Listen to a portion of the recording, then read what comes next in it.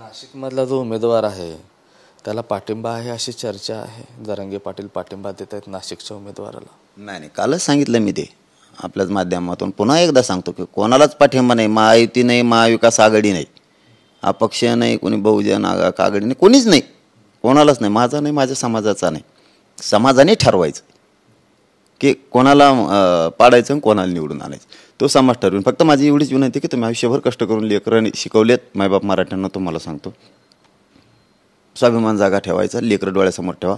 आयुष्यभर आपण कष्ट केलेत, आपल्या लेकराच्या बाजूने कोणी नाही. हे आता उगं थोडे दिवस चपला सगळ्यात पाय पडतात, पुन्हा गुरगुर करतात. त्यामुळं आपल्या लेकरं डोळ्यासमोर ठेवा. आणि राहिला जातीवादाचा विषय, मी जातीवाद केलेला नाही. मला अगोदर म्हणतो मी, मला अगोदर एक स्टेटमेंट दाखवा की मी अमक्या नेत्याच्या विरोधात बोललो अगोदर, किंवा मी ओबीसी मराठा वाद केला. मी तर एका ओबीसीला आत्तापर्यंत दुखावलेलं नाही. हे काही पाटील, राज्यामध्ये सध्या दोन जाती आमने सामने आल्यात.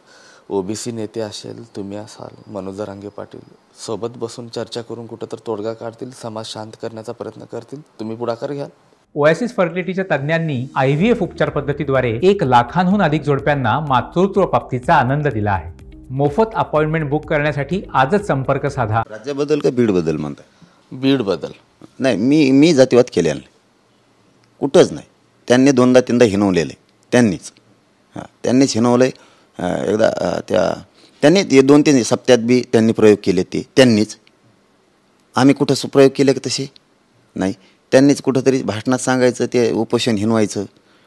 त्याच्या अगोदर 1-2दा बोललेले ते परळीच्या पट्ट्यात, आष्टीत बोललेले आहेत.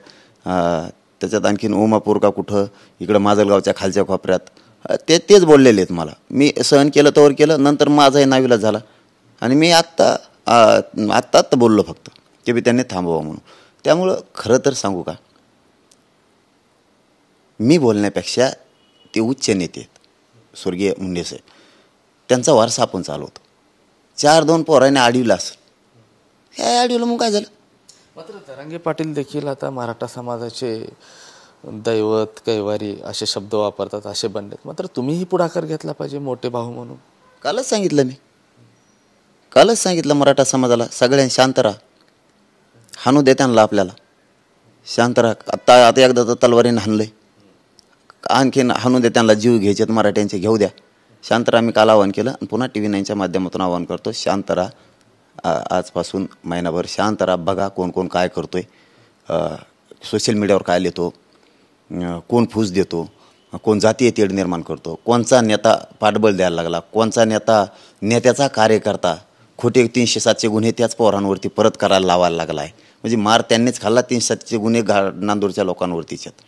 पोलीस अधीक्षकांना तसं काही फोनवरती बोलणार आहेत किंवा त्यांना जाऊन भेटणार आहेत बीडच्या पोलीस अधीक्षकांना? नाही, ते कॉम्बिंग ऑपरेशन करून ते मराठ्यांच्या लोकांनाच उचलेणार. आम्हाला न्याय नाही मिळणार तिथं. कारण शेवटी काय, सगळे त्यांचेच अधिकारी आहेत, सगळे त्यांचेच आहेत. पालकमंत्री तेच, आमदार तेच, त्यांचे अधिकारी तेच. त्यांना जसं मनाला वाटतं तसं करतात. त्या माटेगावाला कोणचा पोलीस काहीतरी सांगत होता, आता बोलायची वेळ नाही आली की मला बोलायची वेळ आणतात आणि परत म्हणतात जातीवाद आम्ही करतो. ते कुठंतरी कोणच्या बटणं दाबा म्हणत होता म्हणून लोकांना धरून दिला, तर त्या पोरावर केस केली. पोरावर त्याची चौकशी लावली का? नाही लावली. आता दुसरं सांगतो तुम्हाला, अधिकारी यांचेत. ते पोरं घाटनांदूरच्या पोराला मारलं, त्यांना हॉस्पिटल ॲडमिट केलं, त्यांना अटक कम केलं. त्यांना उपचाराची गरज नाही का? डॉक्टर सुट्टी देतो कशी? तिथला अधीक्षक त्या आरोग्य विभागाचा, तो कसं काय सुट्टी देतो? इतका तलवारीचा मार लागलेला असताना तो सुट्टी देतो. म्हणजे हे ठरवून आहे, वरून फोन करायचा, सुट्टी देऊन टाकतो, खाली लगेच पोलिसांनी त्यांना अटक करायचं. डॉक्टरांना कळत नाही उपचाराची गरज आहे, ताजा मार आहे. डॉक्टरात कशाला जात पाहिजे हो? कशाला जात पाहिजे? त्याची चौकशी केली का डॉक्टरची? त्या चकलांबा पोलीस स्टेशनच्या त्या PIची त्यांची चौकशी केली का? हे यांचेच अधिकारी झाले सगळे. त्याच्यामुळं यांनीच असं करायला पाहिजे की मी तर आव्हान केलं. आता पुन्हा एकदा TV 9च्या माध्यमातून आव्हान करतो की आपले शांत राहा, कोण काय करतं आहे बघा, महिनाभर शांत राहा. मला काही तुमच्यासारख्यानी बी, आता नाव बी घेतो, तुमच्यासारख्यानी काही आमच्या हुशार लोकांनी सांगितलं की आपल्या पोरात बिले खतखते, खूप मोठी चीड आहे तुम्ही, आणि ते तर मुद्दाम करायलेत. त्यांचे दोन्ही नेते बहीण भाऊ त्यांना फूस लावायलेत, सोशल मीडियावर लिहा, त्या जरांग्याला धमक्या द्या, मारून टाका म्हणा, काय दिले आहेत. तुम्हाला पाहिजे असल्यात घेऊन जा. पंकजाताईसुद्धा आपल्याच याच्यावर म्हणल्यात, त्यासुद्धा आपल्याच याच्यावर म्हणल्यात की त्याला बी फिरायचं आहे महाराष्ट्रात. ही धमकी आहे. सॉरी, बीडमध्ये यायचं आहे फिरायचं, म्हणजे तुम्ही बीडला येऊ देणार नाहीत मला. तुम्ही असले स्वप्न नका बघू माझ्या बाबतीत. हो, इतकं भयान जड जाईल की लई.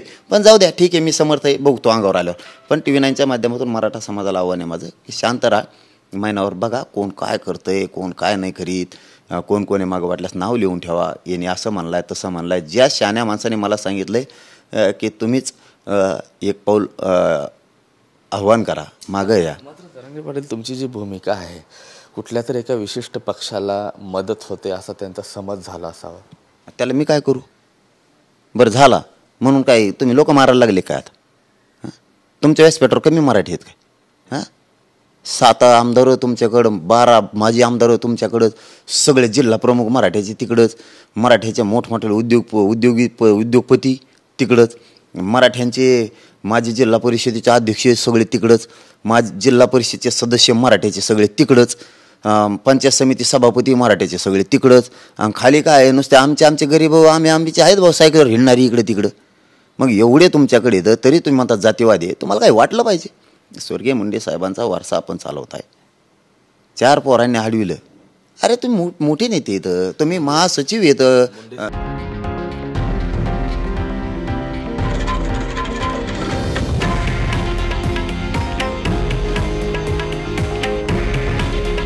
हे आहे देशातील नंबर 1 न्यूज नेटवर्क आणि आपण पाहत आहात TV 9 मराठी. काळजी तुमची, हित महाराष्ट्राचं.